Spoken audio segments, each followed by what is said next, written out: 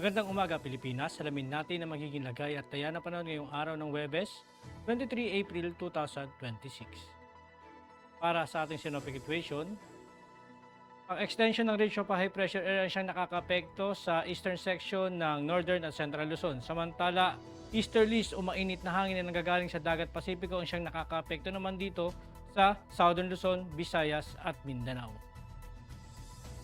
Dahil dito asahan natin para sa ating general area forecast sa buong Luzon, partikular na dito sa Metro Manila, buong Visayas, at sa buong Mindanao ay makakaranas na mainit at malinsangang panahon, bahagyang maulap hanggang sa maulap na kalangitan na may pulupulong pag-ulan, pagkulog o pagkidlat lalo na sa dakong hapon o gabi, dulot ito ng mga localized thunderstorm.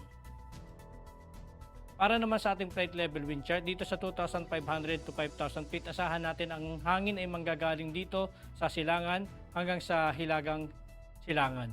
At ito ay may mahina hanggang sa katamtamang lakas na hangin o 10 to 20 knots.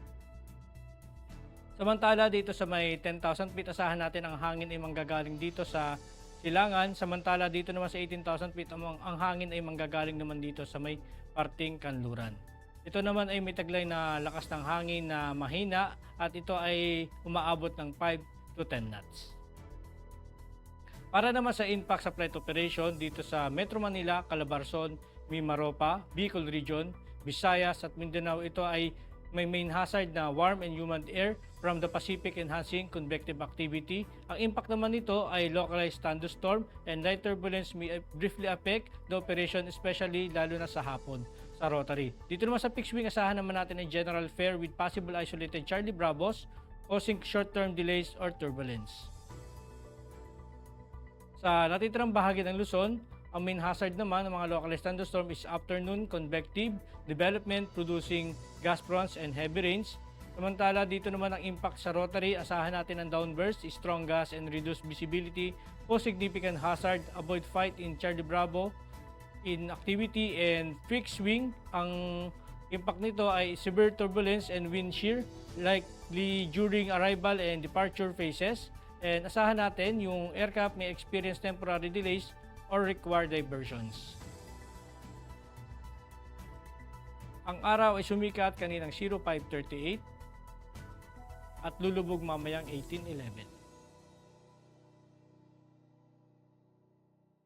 Meron naman tayong 43% increasing moon illumination.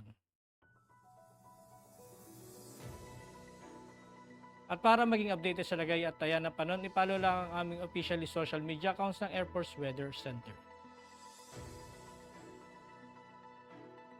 At yan lang po lagay ng ating panahon ngayong umaga at sa ngalan po ng aming commanding officer na si Colonel Alvin John Q.